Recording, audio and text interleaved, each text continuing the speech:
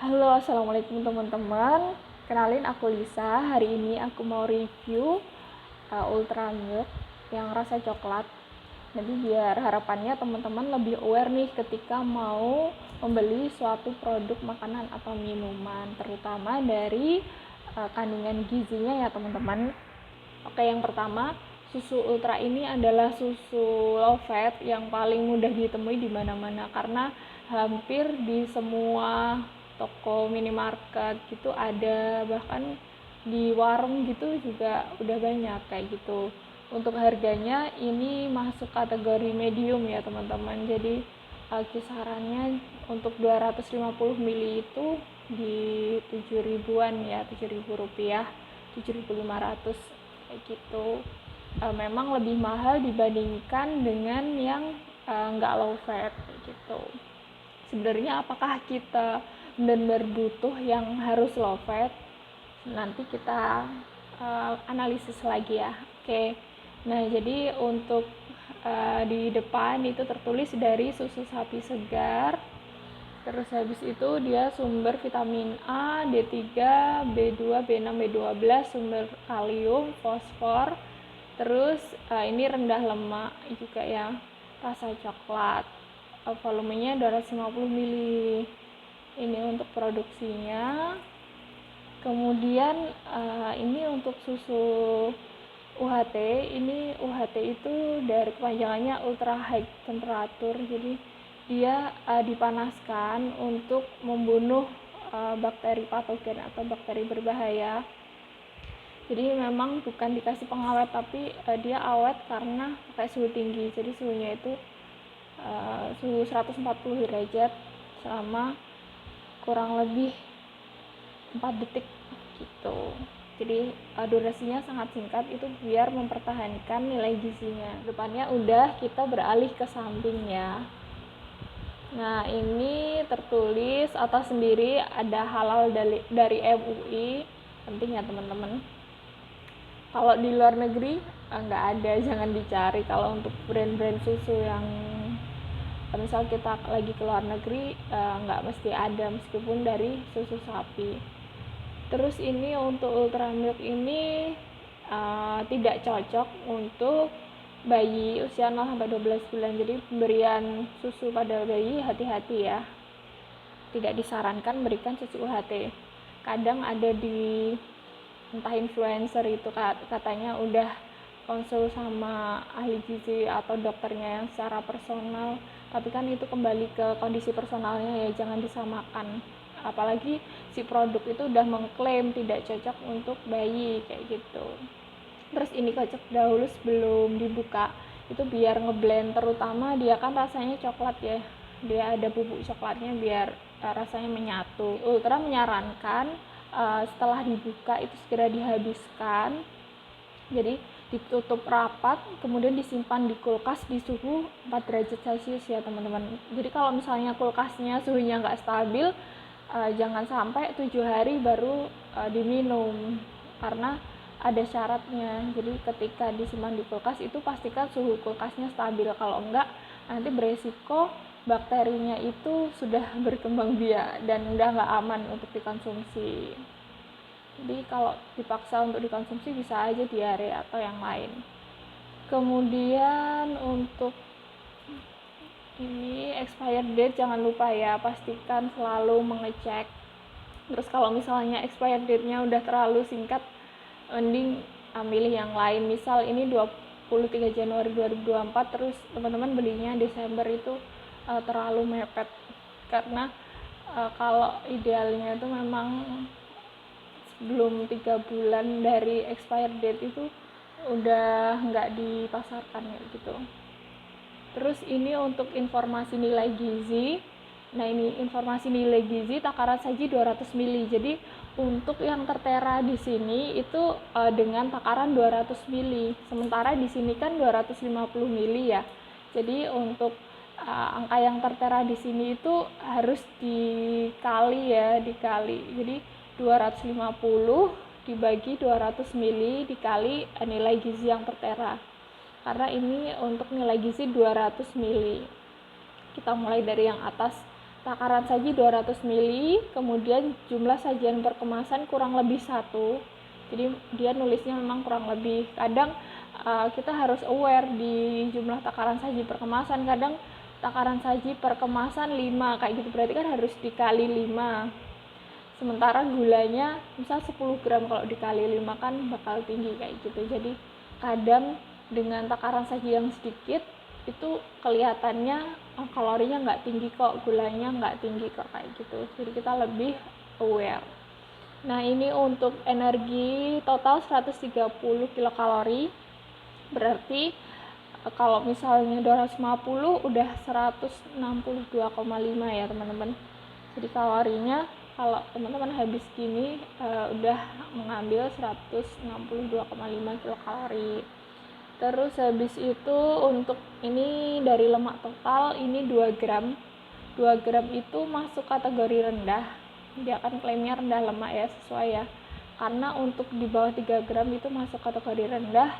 Terus kolesterol juga rendah, lemak trans 0 bahkan itu free berarti. Kemudian untuk proteinnya 7 ini lumayan untuk susu ya.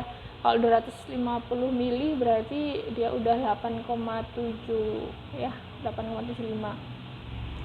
Terus untuk karbohidratnya itu 20 gram. Nah, untuk karbohidrat kita perlu lebih aware untuk gula ya, karena ini rasa coklat. Hampir semua yang rasa coklat itu gulanya tinggi, jadi harus hati-hati banget. Ini di sini 15 gram. Ini kalau misalnya dihitung 250 ml itu udah sekitar 18, jadi udah tinggi ya teman-teman. Maksudnya cukup menyumbang, tapi belum masuk kategori tinggi karena dianggap tinggi ketika di atas 22 gram untuk satu takaran, di atas 22,5 sorry. Kalau dianggap rendah itu ketika di bawah 5 gram. Jadi ini udah lumayan nih untuk gulanya. Karena rekomendasi sehari kan gula kalau dari Kemenkes itu 50 gram, kalau idealnya itu di bawah 25 gram. Ini udah menyumbang, belum lagi nanti kita masih makan manis atau mungkin makan kue gitu atau minum manis gitu ya. Jadi memang dia memang sangat mengunggulkan untuk low fatnya, tapi dari segi gulanya itu terlalu tinggi. Terus habis itu untuk natrium kalium, kalau untuk natrium juga ini lumayan ya. Ini kan 125 berarti kalau misalnya 250 itu sekitar 140-an ya, udah di atas itu. Nah, dianggap rendah natrium itu ketika di bawah 140. Untuk kalium ketika nggak ada pembatasan kalium, misal ada masalah di ginjal, itu nggak masalah. Kemudian di sini ada vitamin ya teman-teman. Jadi kalau untuk AKG itu dianggap vitaminnya tinggi itu ketika lebih dari 20% AKG. Di sini kan ada vitamin A, D3, B2, B6, B12. Terus kalsium sama fosfor. Nah, kita lihat nih. Ternyata yang lebih dari 20% itu cuman vitamin A, terus habis itu vitamin B12, kemudian biotin, terus habis itu kalsium sama fosfor ya. Ini malah nggak dimasukin, malah agak beda ya, agak beda sama yang tertera di sini. Ini kayak misal B2 kan sebenarnya cuman 15%. Kalau misalnya 250 ml kan juga nggak lebih dari 20%. Jadi ini kita nggak bisa menjadikan yang tertera di sini sebagai acuan. Apalagi misal nih teman-teman pengen konsumsi sumber vitamin D3 yang lebih tinggi. Terus teman-teman karena di sini tertera sumber D3, terus teman-teman dari susu ini perlu kita cross check ya, ternyata di sini D3-nya cuman 15% gitu. Dan kalau misalnya teman-teman habis segini juga nggak nyampe 20% kan gitu. Jadi lebih jeli ya. Inositol itu gula, dia berkontribusi dalam membantu pembentukan struktur sel. Ada yang bilang inositol itu vitamin B8, tapi sebenarnya enggak, bukan B8 ya. Terus klorida itu salah satu elektrolit ya, membantu keseimbangan pH darah, terus membantu nerusin rangsangan syaraf, rangsangan ke dia membantu. Kalau klorida itu elektrolit ya, dia untuk keseimbangan pH darah, meneruskan rangsangan syaraf dan sel otot kayak gitu. Nah, terus untuk komposisi ini, untuk komposisi yang paling pertama itu yang paling gede untuk komposisinya, berarti di situ ada susu sapi segar, memang utamanya itu. Terus ada juga soalnya nyertain minuman rasa susu, tapi ternyata susunya bukan yang nomor satu karena memang susunya hanya tambahan. Kalau ini susu sapi segar, susu skim bubuk, sukrosa. Nah, ini sukrosa ini yang bikin si gulanya ini tinggi ini ya teman-teman, sukrosa atau kita kenal gula pasir ya. Terus susu bubuk full cream, bubuk coklat. Nah, ini untuk coklat, untuk anak-anak perlu lebih aware karena kalau udah kenal coklat biasanya yang plain gitu kurang tertarik. Terus ini ada perasa sintetik, garam, terus tanpa pengawet. Nah, ini biasanya nggak tertulis sih, tanpa pengawet, tanpa pemanis buatan, mungkin biar lebih meyakinkan ya. Kalau dari segi rasa lumayan sih untuk ultra milk yang coklat ini. Kalau aku sih kasih nilai 8,5. Lumayan jadi opsi sebagai salah satu susu low fat.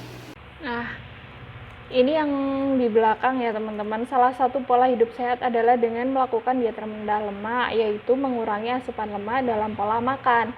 Susu cair OHT low fat, source of calcium 2 gelas 500 ml setiap hari membantu memenuhi kebutuhan kalsium harian Anda.